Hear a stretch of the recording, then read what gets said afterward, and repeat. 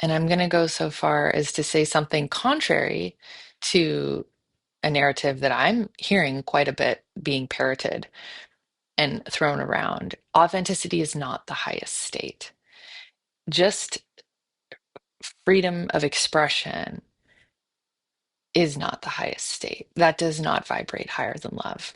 Hello, friends. Welcome back to the Mae B Mindful Podcast. I'm your host, Hannah Mae, coming to you from my bedroom floor in Florida. And I want to talk about something that might feel or sound at first glance slightly conflicting or even confusing, but it's this idea that authenticity and truth are not the same thing. And we live in this culture that's constantly telling us to be authentic. People are genuinely seeking to reconnect with their identity, attempting to individuate. And I say attempting because it's not the same thing as being individuated. And there's many stages along that process and road to really be independent, to break away from certain conditioning that doesn't align with their system. Yet in the process, a lot of people are losing themselves. And there's a real reach and a real need, is what's being mirrored back, the need to really connect with our identity and who we are at a soul level. And that tells you, if the need is there, that there's a disconnect. And that disconnect is going to show up in the world in a way that looks very dysregulated. And that is part of what we're witnessing right now on a global scale, spiritually speaking, and that's materializing and manifesting in people's lives. So there's this difference between authenticity and truth, the true self and the false self. So there's this desire to really be who you are, to know yourself, to know who you are. And that's a vital, necessary part of the spiritual path. But I'm just going to say that authenticity alone and this idea that's being actually perpetuated, that there's some misinformation and a really very superficial understanding around is not enough. Because if you think about it, authenticity simply means expressing what is present. But what is present may not be the truth. You can be disconnected from the truth and still authentic. And I'll give you some examples. And I'm going to go so far as to say something contrary to a narrative that I'm hearing quite a bit being parroted and thrown around. Authenticity is not the highest state. Now, to be connected to the truth of who you are, to actually be aligned authentically, then you can operate in your highest state, in the highest vibrational frequency available. You can get there. But just freedom of expression is not the highest state. That does not vibrate higher than love. And there's actually even a study that's doesn't actually technically exist the way it's being explained that is promoting this idea. And it's a very sensational idea. And people are really clinging to it because it feels good, because sensationalism feels good. And it's actually the antithesis of love. Love, the highest form of love, and we've talked about this before, is sacrificial love. There's not always good feelings involved in that. There's death of the lower self, of the ego, involved in this kind of high sacrificial love that serves humanity and is in alignment with your soul's highest calling.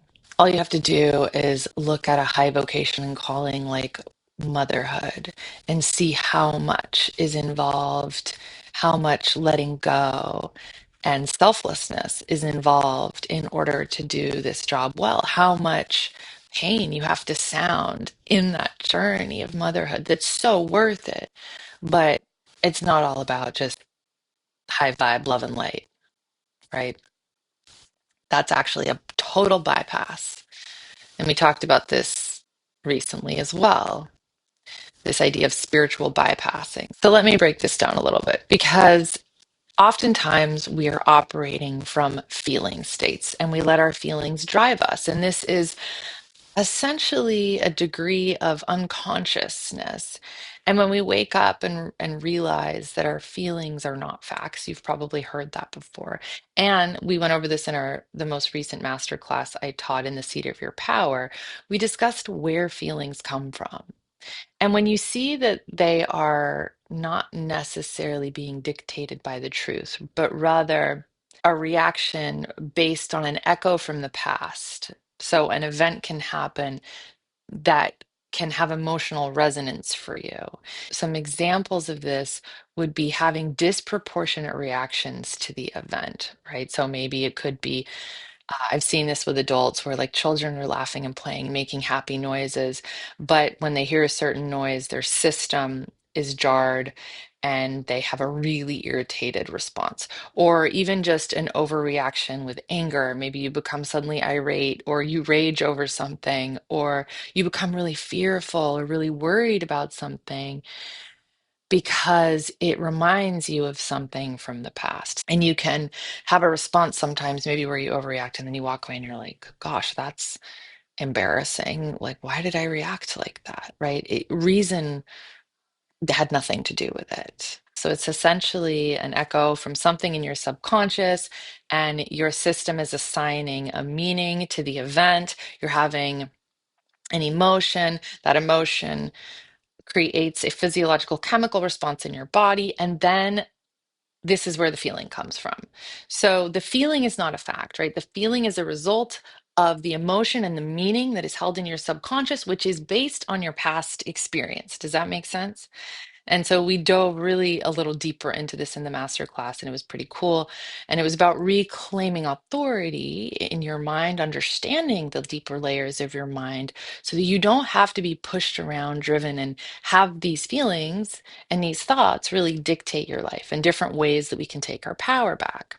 We talked about emptying the cup because there's a lot that blocks us from that which we're seeking, which is our true self, to come back into our true nature.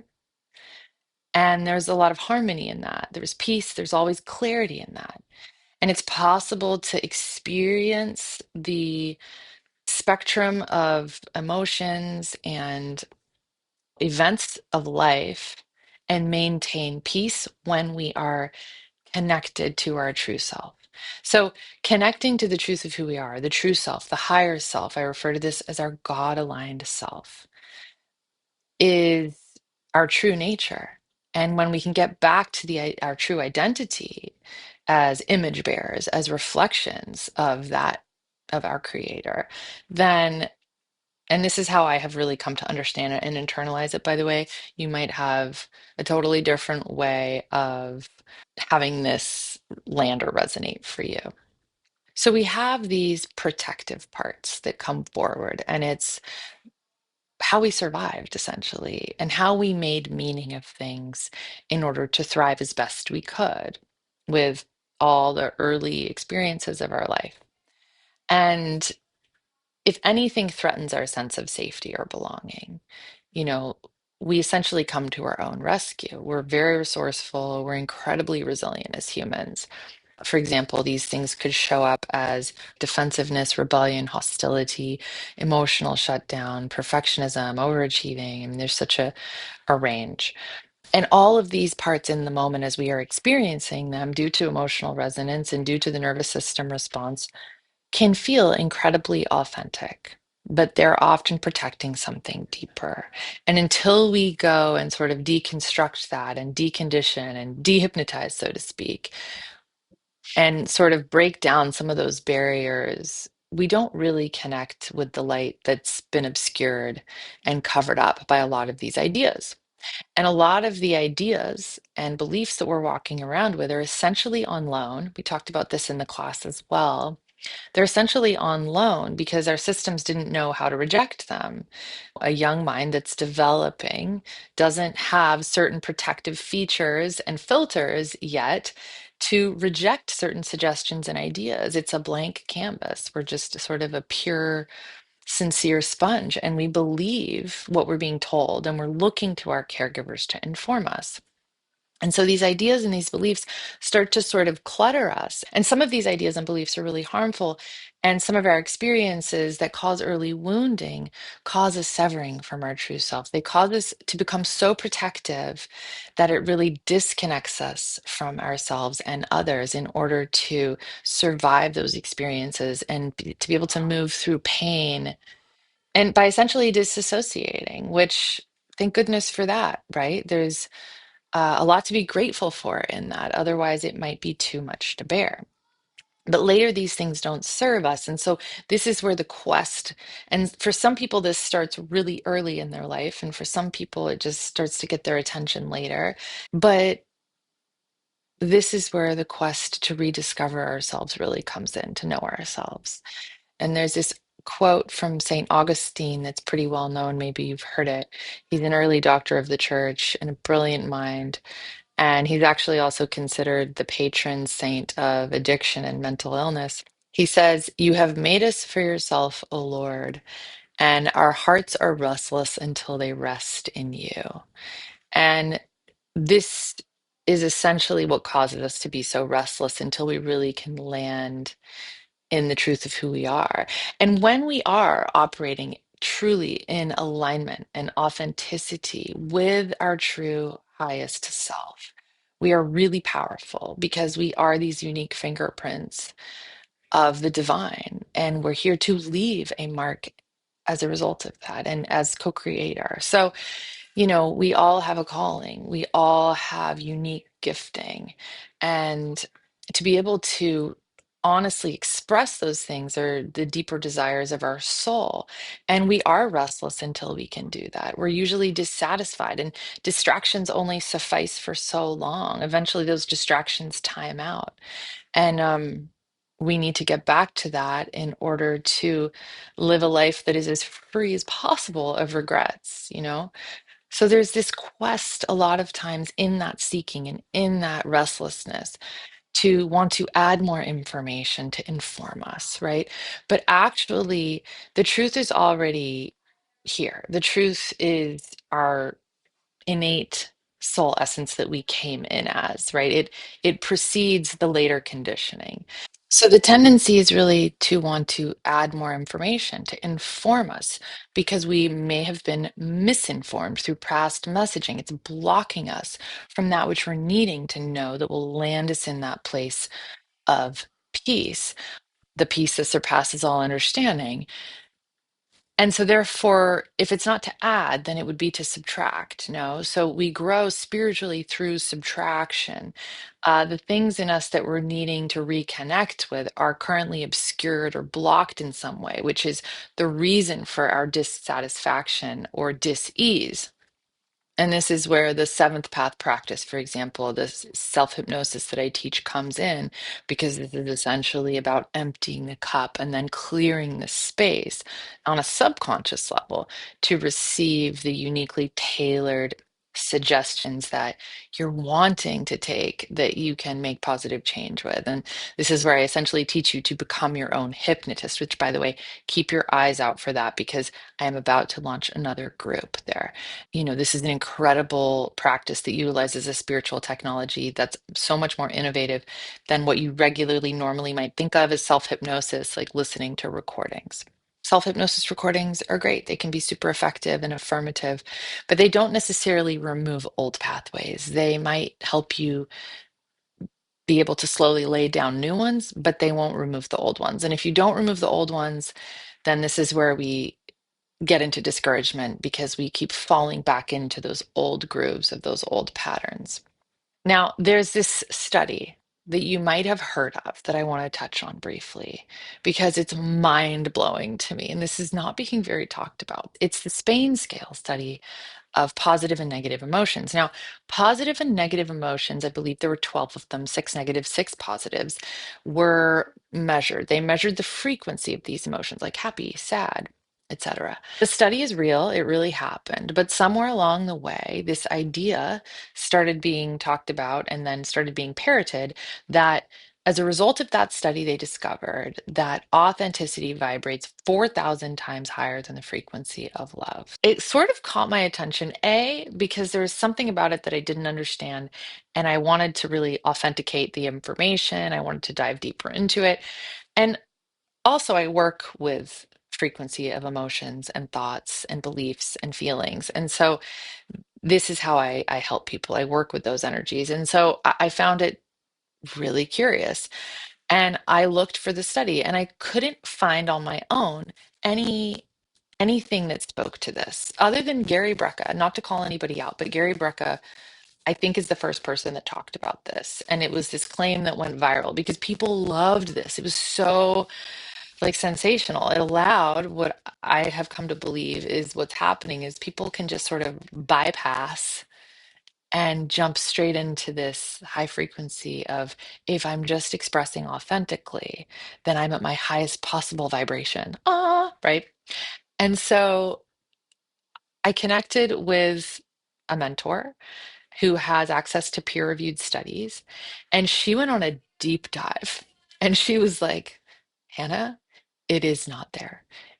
I cannot find it. And she looked, okay, this is a very resourceful person. So she looked, I looked, her looking went a little deeper than mine. And I actually even inquired about this because I heard Zach Bush talking on the Way Forward Alex Zach's podcast about this, and he references this study and he breaks it down. The next day after I saw that clip, I go into a yoga class and the teacher's talking about it, and everybody's like, wow. And I'm like, oh my gosh, this is so fascinating. I had already come to see that like it doesn't actually exist. So I was sitting there listening to this going, yeah, it's a really nice idea. Sure. If we could all just express authentically, then we're in our highest vibration. But the thing is we can have an honest expression of rage. We can have an honest expression of hatred. We can be honestly judging. We can be authentically afraid and fearful and dominated by a spirit of fear. And how is that vibrating higher than love? And one example that I can give you that sort of crystallized this idea of what a flawed concept potentially this idea of authenticity vibrating so much higher is, but if you've ever had experience with a borderline personality disorders or anybody mentally ill, they're living in a state of disillusionment and they're essentially operating in a different reality, right? It looks like just bad decisions. It looks like evil intent. But in my own experience, what I've come to see is that these people are very driven, and I believe mental illness is a spiritual condition. And so there's a lot of deception there. And when certain patterns and things have become apparent to me, I have removed myself from those types of relationships. But it always struck me as curious that it took me longer than normal for my bullshit detector to go off, because that's pretty strong in me. I have a pretty strong radar for dishonesty, disingenuousness. I very much feel the energy of it, and it feels like repellent in my system. And so I realized that it's because they weren't being dishonest. They were like believing their own story, truly. And so somebody that has the capacity to be abusive, to cause harm, to cause them self-harm, to cause others and ruin the lives of other people is not vibrating in the highest degree. They're not vibrating in the frequency of love, clearly, right? But they might be operating authentically according to their own disillusionment and to the degree that they are cut off from themselves. Anyways, that's sort of going a little dramatic with the examples, but there's a whole spectrum with this. And we all have degrees we can wake up, and we essentially just need to know that love is the anchor. And I believe that when we are expressing authentically and creatively as we were designed to do, then that's going to be most impactful and have the greatest positive impact when we're connected to our true self, because we're going to be aligned with purpose and higher calling. Love is not just an emotion. Love is a power that restores coherence, connection, and this connection is the thing that we're seeking. So it's like authenticity reveals what is present so that we can meet it and without judgment. And then love essentially is what refines and restores what is present underneath the greater reality deep down within, that we all have access to, the kingdom within, the true self that I believe is healed in eternity, that already has clarity. So clarity is always available. And, as we are addressing and working through these layers or things that keep us disconnected from ourselves in the journey, and we're in a healing journey, those things have a way of coming forward and sort of lifting off and rising out of us. And as they do, sometimes, usually, they become more magnified as we release them. And I think that there's a real need to be spiritually anchored in this process, because we can be prone to deception through those, because those feeling states that are emerging forward as we release can be really overwhelming. They cause filters over our view and perception. To be open and receptive and to seek discernment through the process of our self exploration and individuation journey is really important.